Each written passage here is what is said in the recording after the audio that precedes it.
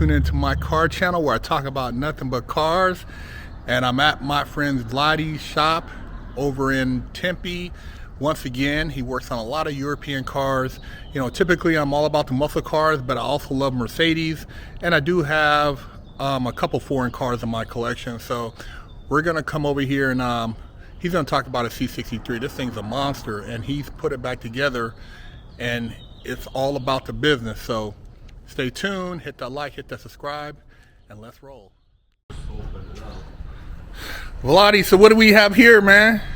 So here we have one of our in-house projects. It's a 2017 Mercedes C63 S Edition 1.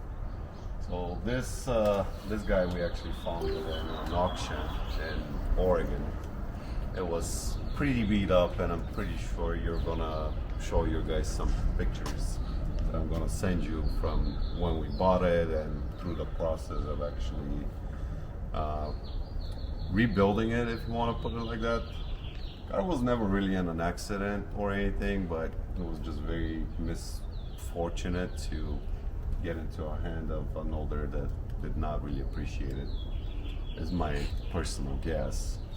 So from the pictures, most of the people will say that this car was, I'm not even joking about that, but trashed.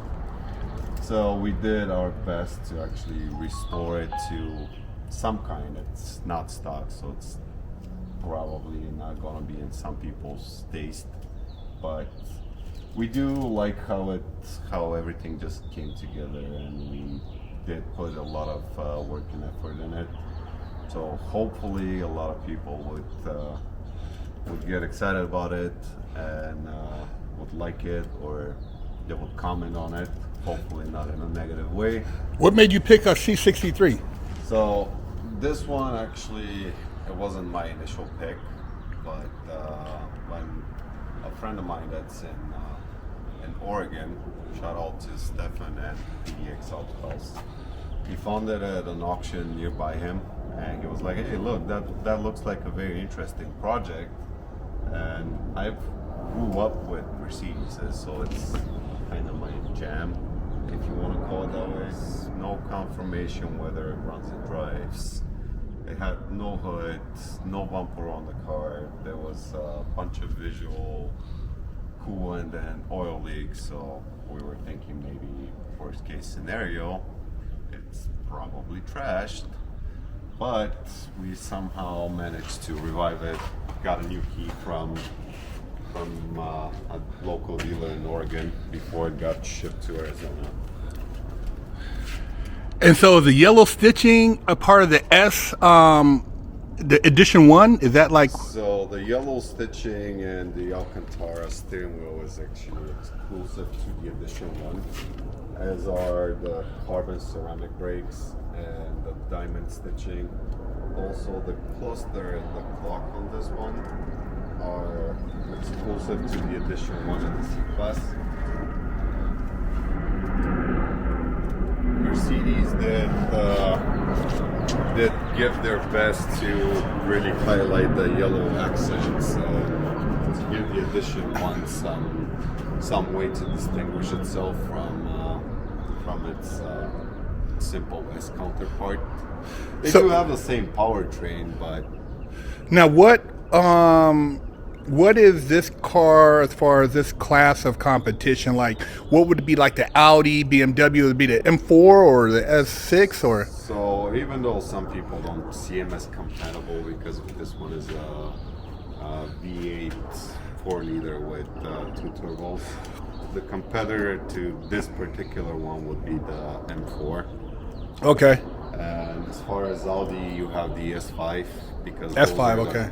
Cold version of they're the cold version of the competition. Otherwise, it would be the S4 or respectively the M3 in terms of the Euro brandings. And as far as I would say American cars, it would be the Shelby GT350. I wouldn't put it there, because domestic cars tend to be on the bigger and chunkier side.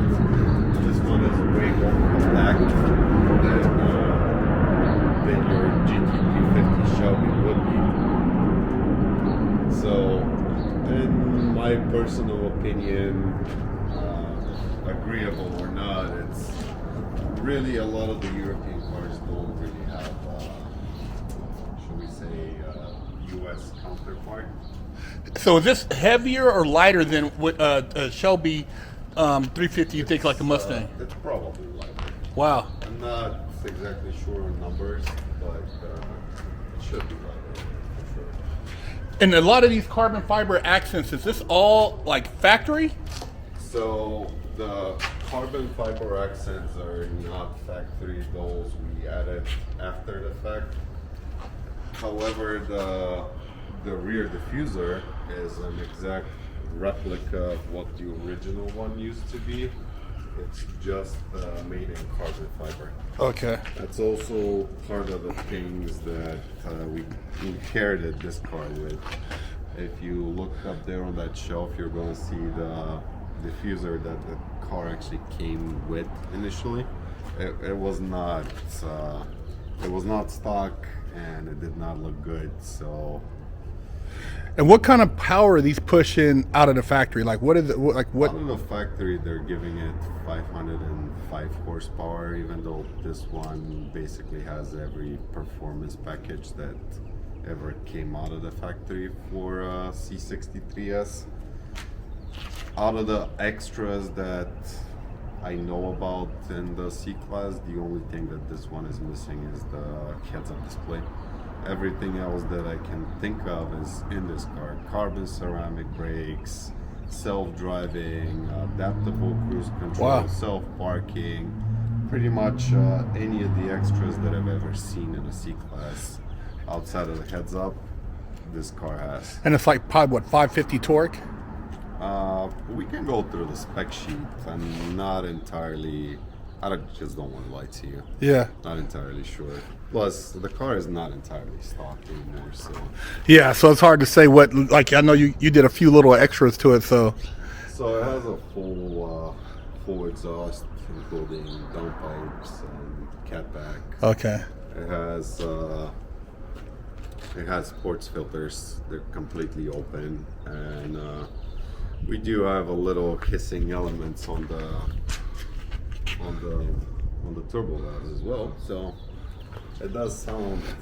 Yeah, I rode it. That thing is beastly, man. Here, this is an original carbon fiber. Okay. Those are actually the Mercedes cabs. Okay. Now, what about the hood?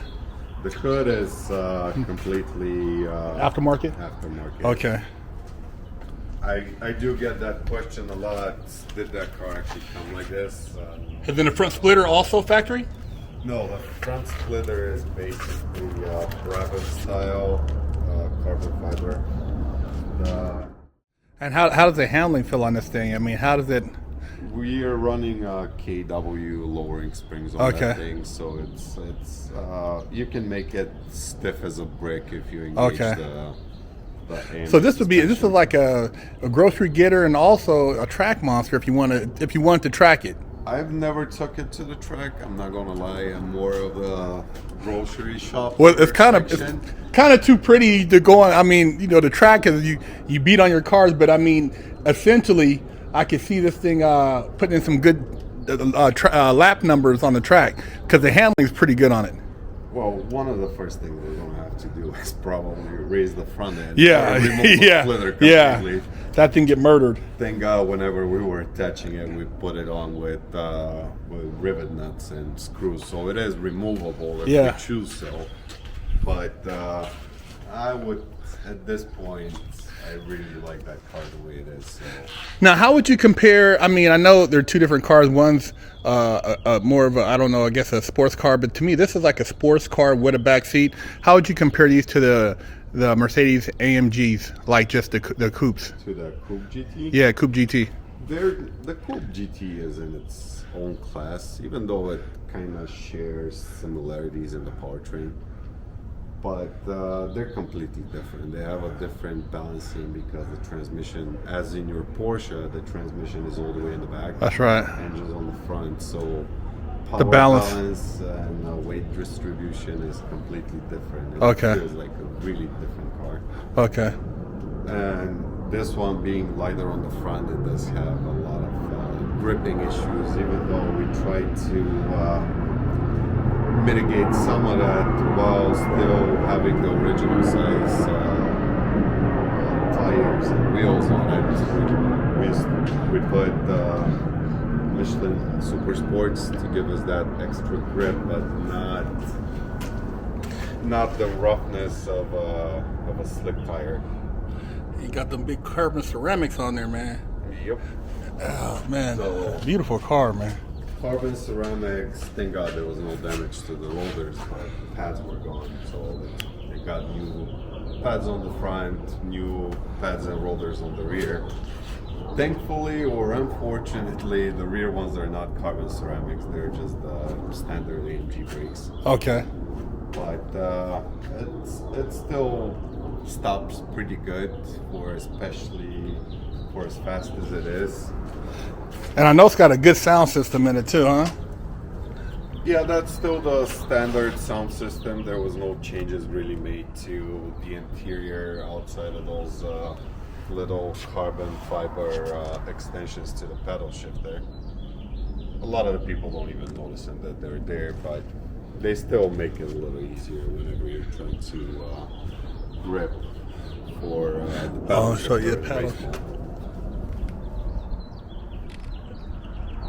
Yeah, we're gonna have to later on get some driving videos in this thing. This car is definitely about the business, you guys. C63, one of my favorite Mercedes. It's like the best of both worlds. So yeah, man, if you're looking for anything done on your Mercedes, your Porsche, your Audi, whatever the case may be, Jaguar, Range Rover, Rowdy, my man here. Send a shout out, holla back. BigHerc916.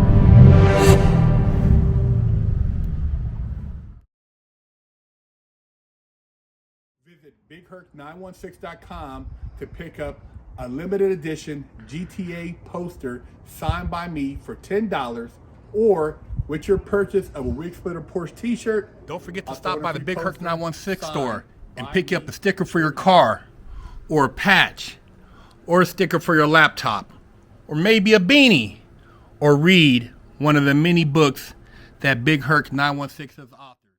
I gotta hurry up and wash my ass. Go to BigHerc916.com, pick you up a bar of soap, and wash your ass, or else you're gonna be under arrest too. Oh, shit.